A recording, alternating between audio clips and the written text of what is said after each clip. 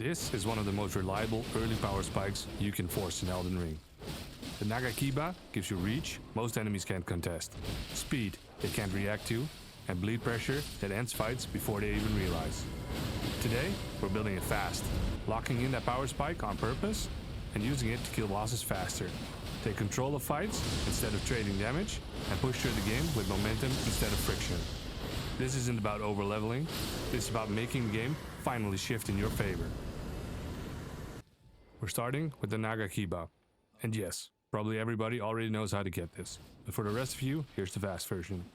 You either kill Yura early, or you follow his questline and let the game take him out for you. Either way, you end up with one of the longest katanas in Elden Ring, at the point where enemies are still tuned for much shorter weapons. That extra reach isn't a minor bonus, it changes spacing, it changes damage windows, and it lets you bleed safely instead of gambling health. If you do complete Yura's questline, you also unlock Eleonora's Pole Blade later on, giving you a strong alternate bleed path if you want to pivot. So this weapon doesn't just spike early, it keeps options open. For Ashes of War, we stay efficient. First option is the double slash. Fast activation, low commitment, excellent bleed buildup. It fits the Nagakiba perfectly. Second option is the sword dance. More aggressive, higher burst, and very effective against humanoid bosses that can be staggered. Now here's the decision that actually matters. When you apply either Ash 4, you select Keen. This shifts the Nagakiba's dexterity scaling from C to A. That small choice makes a huge difference in damage numbers. Every dex point now converts directly into real output. This is where the weapon stops feeling fine and starts feeling efficient. Next, we upgrade aggressively. Smithing stones are easier to gather if you know where to look, and there's no reason to hold this weapon back. We're pushing the Nagakiba to plus 20 as early and realistically as possible. This is a hard breakpoint. Regular enemies stop surviving combos, boss health bars start moving in chunks. At this stage of the game, weapon level matters more than almost anything else. This is where resistance drops off. Now, we respec. Grab a Larval tier and reset everything. Dexterity is the priority. That's your main damage engine. But we also invest a few points into Fate, because the buffs we're using are worth it. First, Flame grants me strength.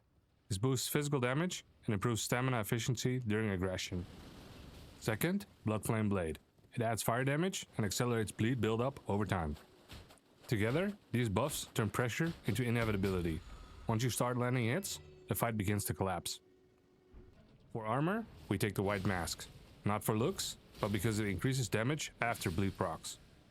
Since this build procs bleed consistently, that bonus is active more often than not. For the rest, we're running the Confessor set for now. Balanced defenses, clean profile, and nothing that slows the build down. Style can evolve later, right now, function wins. Talismans give the build stability. The Green Turtle Talisman for stamina recovery, more stamina means longer pressure windows. Carrying Filigreed Crest to reduce FP cost, keeping Ashes of War available without constant flask usage. And for now, Radagon Source Seal. The stat boost is massive early, even if we replace it later. There's room to optimize, but this setup already performs. Now, we take it into real fights. Bosses, elites, tight spaces, and open fields. And the pattern shows up fast. You outrange enemies, you interrupt their rhythm, bleed procs land earlier than expected, mistakes feel manageable, and success feels repeatable. That's momentum. So, is this worth doing? The answer is yes.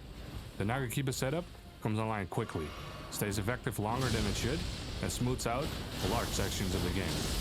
If your goal is to move forward with confidence, reduce friction, and let preparation turn difficulty into momentum, this build definitely delivers.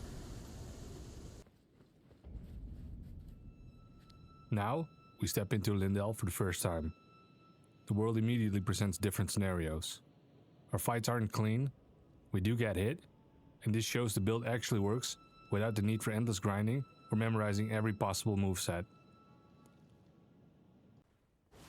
First, a large mob with high damage output.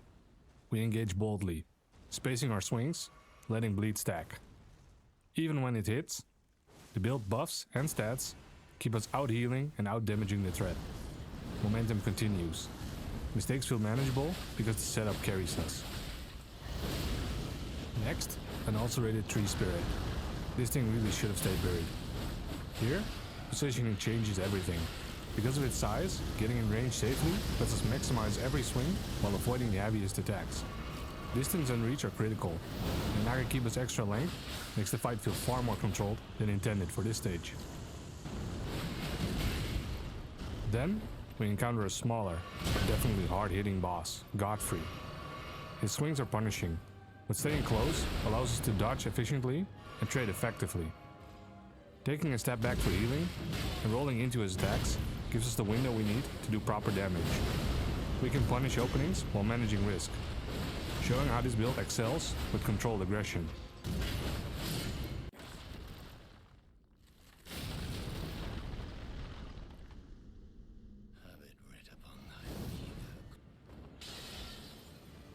Finally, we face Morgott, a major boss with faster attacks and dangerous positioning.